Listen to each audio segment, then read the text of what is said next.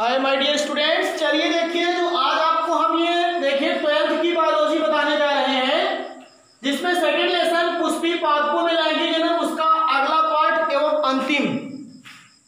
आज इस लेक्चर के अंतर्गत हम दो टॉपिक को क्लियर करेंगे। क्या तीन होंगे छोटे छोटे टॉपिक, आपके जान लीजिएगा, जिसमें हम पढ़ेंगे अनिषेक फलन क्या होता है, पार्थेनोकॉर्पी, और दूसरा हम पढ़ेंगे आर्टिफिशियल पॉलिनेशन, कृत्रिम परागण। और उसी कृत्रिम परागण के ही अंतर्गत हम जानेंगे विपुंसन क्या हुआ करता है। विपुंसन आपसे क्या किया जाता है, एक टॉपिक के रूप में क्या किया जाता है, पूछा जाता है। इसीलिए इन तीनों टॉपिक को हम क्लियर करेंगे। पहले तो हम एक एक टॉपिक को आपको पहले बताते हैं। छोटी छोटी क्या है जनन की विधियां हुआ करती हैं, जिसको हमको जानना अनिवार्य हुआ करता है, जो आजकल ये सहायक जनन विधियां हैं। तो इसके अंतर्गत सबसे पहली चीज अनिषेक फलन। अनिषेक फलन का मतलब होता है कि आपको बता रहा हूं, कभी कभी ऐसा हुआ करता है कि कुछ पौधों में क्या हुआ करता है, बिना निषेचन की क्रिया के ही फल का निर्माण हो जाता है। आ माने अनुपस्थित, निषेक माने निषेचन, फलन माने फल का लगना। एकदम सीधा सीधा इसका शाब्दिक अर्थ है, जान लीजिए। आ माने अनुपस्थित, निषेक माने निषेचन, और फलन का मतलब फल का लगना। यदि पौधों में बिना निषेचन की क्रिया के ही फल का निर्माण हुआ करता है, तो उसी प्रक्रिया को ही अनिषेक फलन कहते हैं। अर्थात इसमें अंडाशय जो हुआ करता है वही आपका विकसित हो जाता है, और विकसित होकर के कहने का मतलब वो आपका फल का निर्माण कर देता है, जिसके कारण जान लीजिए। और एक सबसे इंपॉर्टेंट बात कि जो अनिषेक फलन की क्रिया के बाद जो भी फल निर्मित हुआ करते हैं, उन फलों में क्या होता है, बीज नहीं पाया जाता है, और ये बीज रहित होते हैं। बीज जो होते हैं वो स्ट्राइल हुआ करते हैं, क्योंकि अब निषेचन हुआ ही नहीं, मेल गैमीट और फीमेल गैमीट का फ्यूजन हुआ ही नहीं, तो उसको में जो बीज भी रहेगा वो ज़्यादा बनेगा भी नहीं ज़्यादा करके। और वो दूसरी चीज़ क्या होता है, अगर रहता भी छोड़ा बहुत तो वो स्ट्राइल हुआ करता है। और अनिषेक फलन की क्रिया दो प्रकार की होती है, एक प्राकृतिक अनिषेक फलन होता है, एक कृत्रिम होता है। प्राकृतिक और कृत्रिम में क्या अंतर होता है? प्राकृतिक का मतलब ये हुआ करता है कि उसमें मनुष्य का किसी भी प्रकार का हस्तक्षेप नहीं होता है। उसमें अनिषेक फलन की क्रिया अपने आप स्वतः घटित होती रहती है। अपने आप अंडाशय क्या हो जाता है, वो फल में क्या हो जाता है, बदल जाया किया करता है। तो वो प्राकृतिक अनिषेक फलन की प्रक्रिया होती है। लेकिन कुछ पौधों में ऐसा हुआ करता है कि आजकल थोड़ा जब समय बदल गया हुआ करते हैं, तो उसके कारण हम क्या करते हैं, उस पौधों में अनिषेक फलन की क्रिया, इस अनिषेक फलन की क्रिया से होता क्या है आपको हम बता दें तब सीधी सी बात। जैसे पौधे में पुष्प का विकास होगा, फिर परागण होगा, फिर निषेचन होगा, फिर भ्रूण का विकास होगा, फिर भ्रूण से बीज बनता है, फिर फल बनता है। इतना लंबा प्रोसेस होता है निषेचन की क्रिया के कारण। तो इसीलिए सब लोग सोचते हैं कि हम बिना निषेचन की क्रिया के ही फल अगर प्राप्त हो जा रहे हैं, हमारी आवश्यकता फल है, तो हम ये सोचते हैं कि टाइम भी कम लगेगा, इसीलिए उस क्रिया को प्रेरित करना चाहते हैं। तो कुछ पौधों में हम क्या किया करते हैं, कृत्रिम रूप से स्वेच्छानुसार विभिन्न प्रकार के हार्मोन है उनका छिड़काव कर देते हैं। जैसे ऑक्सिन के कई हार्मोन होते हैं। ऑक्सिन के हार्मोन में एक होता है आपका, जान लीजिएगा, IAA indoleacetic acid, IBA indole butyric acid, ANAA naphthalene acetic acid, 2,4-D two four dichlorophenoxy acetic acid. ये सब ऑक्सिन के हार्मोन हैं, ये जो मार्केट में आपको मिलते हैं। ऑक्सिन तो पौधों में प्राकृतिक रूप से स्रावित होता है, जो अनिषेक फलन की क्रिया को आपको क्या करने को बढ़ाता है। लेकिन हम अगर चाहते हैं कृत्रिम रूप से अनिषेक फलन की क्रिया को करना, तो हम क्या करते हैं, मार्केट से इन हार्मोन को ले आते हैं और ले आकर के छिड़क देते हैं। और जब इनका छिड़काव कर देते हैं तो उन पर बड़ी आसानी से क्या हो जाती है, अनिषेक फलन की क्रिया प्रेरित हो जाती है। तो ये सबसे इंपॉर्टेंट फैक्ट है अनिषेक फलन की। और अनिषेक फलन की क्रिया जो हुआ करती है, ये ऐसा ज्यादा करके प्राय चरणों में क्यों हुआ करता है, इसको निम्न चरण क्यों कहा जाता है, कि कई स्टेप्स में क्या हुआ करता है, डिवाइड हुआ करता है, उसको भी आपको बताएंगे। तो इतनी चीजें आपको क्लियर हो गई होंगी। तो ध्यान से देखिए, अनिषेक फलन पार्थेनोकार्पी, पौधों में बिना निषेचन के ही फल के बनने की प्रक्रिया को ही क्या कहते हैं, अनिषेक फलन कहते हैं। पौधों में बिना निषेचन के ही फल के बनने की प्रक्रिया को अनिषेक फलन कहते हैं। और अनिषेक फलन के बाद जो फल होते हैं वो बीज रहित होते हैं। जो फल होते हैं आपके कैसे होते हैं, वो बीज रहित होते हैं। और अनिषेक फलन दो प्रकार का होता है, एक प्राकृतिक नेचुरल पार्थेनोकार्पी और एक आर्टिफिशियल पार्थेनोकार्पी। जब मनुष्य की बिना या कहेंगे जो स्वतः पौधों में अनिषेक फलन की क्रिया होती है तो उसको प्राकृतिक, उसमें मनुष्य का कोई हस्तक्षेप नहीं होता है। और कृत्रिम में क्या होता है, इसमें मनुष्य स्वेच्छा से विभिन्न प्रकार के हार्मोन का छिड़काव करता है और जिसके कारण पौधों में अनिषेक फलन की क्रिया को प्रेरित किया जा सकता है, तो उसको हम लोग कृत्रिम अनिषेक फलन कहते हैं। अनिषेक फलन की क्रिया ज्यादा करके होती किसमें, जैसे जिसके संपूर्ण फल, जैसे आपको अंगूर होता है, अंगूर में आप पूरा जब खा दो तो बीज भी आप खा जाते हो, जो भी रहता है। केला होता है, आप देखिए सब बेरी है, किस प्रकार के फल है ये, बेरी प्रकार का फल है, जान लीजिए। बेरी प्रकार का फल के कई प्रकार होते हैं, तो उसमें एक प्रकार का बेरी प्रकार का ये फल होता है। अंगूर हुआ, केला हुआ, संतरा हुआ, पपीते में, इन सब में जो आपको देखने को मिलता है वो कौन सा, आपको पार्थेनोकार्पी देखने को मिलता है। एक थोड़ी सी इंपॉर्टेंट चीज यहाँ पे थी, जैसे आपको बता रहा हूं कि अनिषेक फलन निम्न कारणों से हो सकता है। What are reason during to the, या what are reasons during to the parthenocarpy in the plant. तो इसका पहला रीजन ये होता है कि परागण या निषेचन तो होता है, मेरी बात को समझिएगा, लेकिन कुछ समय पश्चात भ्रूणी विकास रुक जाता है। तो जब भ्रूणी विकास ही रुक गया तो इस परागण और इस निषेचन का क्या अर्थ रह गया। तो इसीलिए कहा जाता है कि इसमें निषेचन की क्रिया के ही बाद में क्या हो जाता है, फल का निर्माण हो जाता है। दूसरा, परागण होता है किंतु निषेचन नहीं, ये भी एक कंडीशन है, जान लीजिए। ऐसी भी कंडीशन होती है कि पौधों में परागण हो गया और किसी कारणवश अगर उनमें निषेचन नहीं हो पा रहा है तब उनमें अनिषेक फलन लग जाता है। और अंकुरित परागकण अंडाशय जब निषेचन नहीं होता है तो जो परागकण होते हैं, जो अंकुरित होकर के पराग नलिका के रूप में आगे आए हुए हैं, वही उस अंडाशय को प्रेरित कर देते हैं और अंडाशय को प्रेरित कर से फल भित्ति का निर्माण हो जाता है और जिसके कारण फिर क्या हो जाता है, अंडाशय परिपक्व होकर के फल का रूप धारण कर लेता है। और फिर इसमें अगला क्या होता है, परागण एवं निषेचन दोनों नहीं होता। ये सबसे फैक्ट है। अगर पौधों में ना तो परागण हो रहा है ना ही निषेचन हो रहा है तो इतना लंबा टाइम भी नहीं लगता है और बड़े आराम से उनमें क्या होता है, अनिषेक फलन की क्रिया संपन्न हो सकती है। ये चीज ध्यान दीजिएगा। और उसके बाद जो मैंने आपको बताया कि जो कृत्रिम अनिषेक फलन होता है, जब मनुष्य अपनी इच्छा अनुसार क्या चाहता है कि हम इसमें पौधों में अनिषेक फलन की क्रिया को प्रेरित करें, तो उसको कृत्रिम अनिषेक फलन कहता है। और जिसके अंतर्गत वो ऐसे हार्मोन है, रासायनिक पदार्थ होते हैं, उनका वो छिड़काव कर देता है और जिसके कारण उनमें अनिषेक फलन की क्रिया प्रेरित हो जाती है। आजकल कृत्रिम अनिषेक फलन की क्रिया को प्रेरित करने के लिए IAA, ये सब ऑक्सिन के रूप हैं जो मार्केट में सिंथेटाइज के रूप में ऑक्सिन के मार्केट में इसको मिलते हैं ना।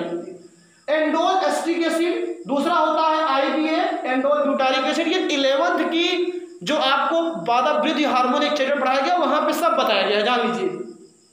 NAA naphthalene acetic acid. 2,4-D का बहुत बार नाम पूछा जाता है, 2,4-डाइक्लोरोफिनॉक्सी एस्टिक एसिड, ये जान लीजिएगा। और 2,4-D जो होता है खरपतवार नाशक के रूप में भी इसका उपयोग किया जाता है, तो ये आपकी आर्टिफिशियल पार्थेनोकार्पी के लिए होता है। और फिर अगला होता है कृत्रिम परागण। एक छोटा सा टॉपिक था जिसके अंतर्गत हम आपको बता रहे हैं। जैसे मैंने पढ़ाया था आपको कि परागण दो प्रकार का होता है, स्वपरागण, परपरागण। परपरागण में भी कई मीडियम के आधार पे थे, जल परागण था, जंतु परागण था और कीट परागण था। तो एक आप जंतुओं के ही अंतर्गत मनुष्य का भी ले सकते हैं, तो उसको आप लोग कृत्रिम परागण कहते हो।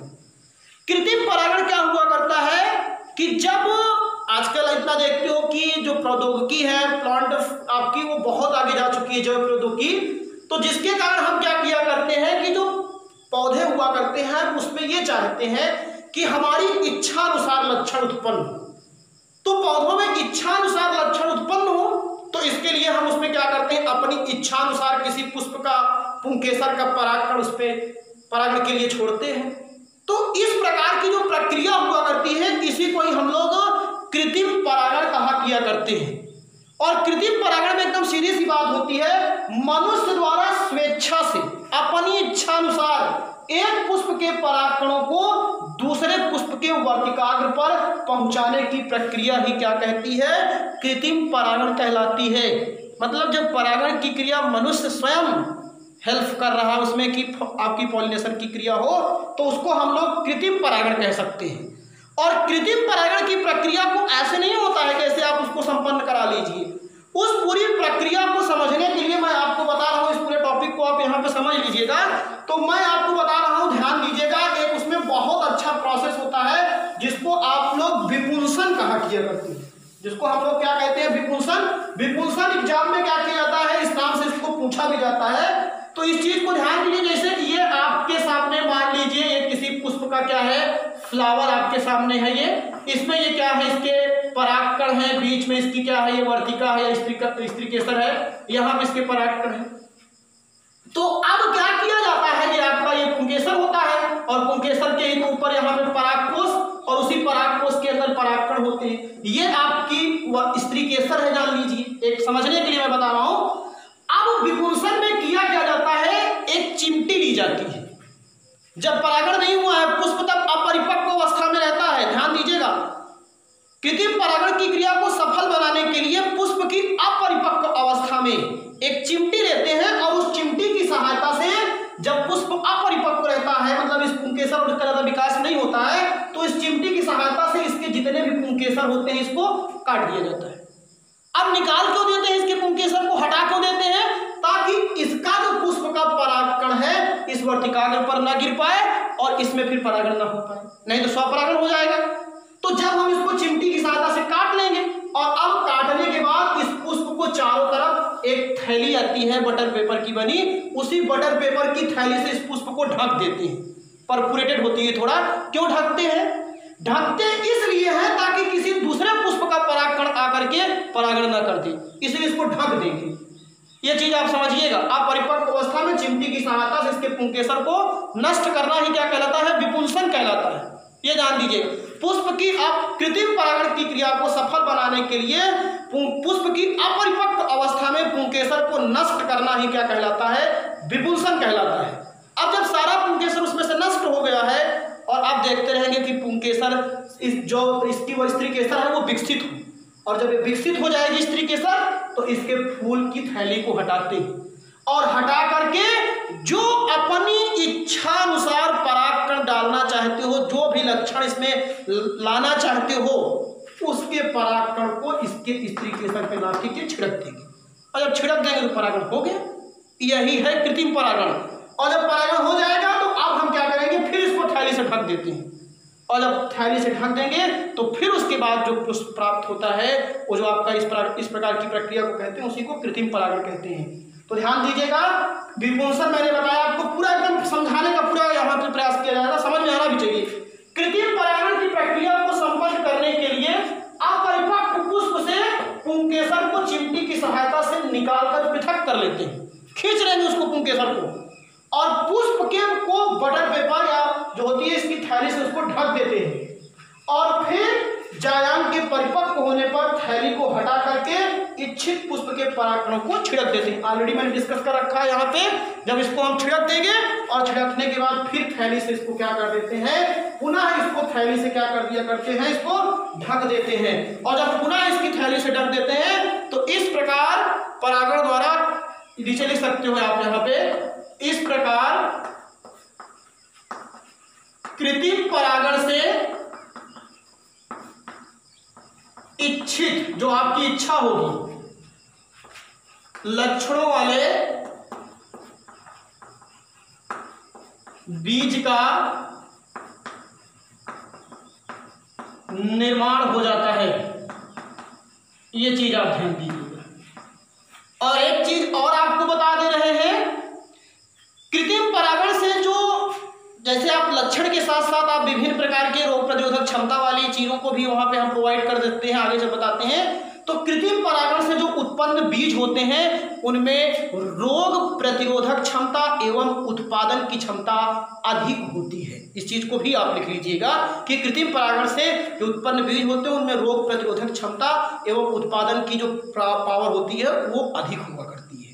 तो इस तरीके से ये दो टॉपिक आपको हमने यहाँ से क्लियर किया। दोनों ही टॉपिक आपके लिए बहुत इंपॉर्टेंट थे, जिसमें आपको मैंने अनिषेक फलन का प्रकार और फिर कृत्रिम परागण और इस विपुंसन की प्रक्रिया को जरूर ध्यान दीजिएगा। इसको पहले आप समझने का प्रयास कीजिए। तो इस तरीके से आज आपका जो पुष्पी पादपों में लैंगिक जनन था वो चैप्टर, देखिए एक छोटे छोटे टॉपिक में 10-10, 15-15 मिनट के लेक्चर्स को ध्यान में देते हुए हमने आपको बड़ी आसानी से दूसरा लेसन, जो कि बहुत इंपॉर्टेंट लेसन है, इसको हमने कंप्लीट कर लिया।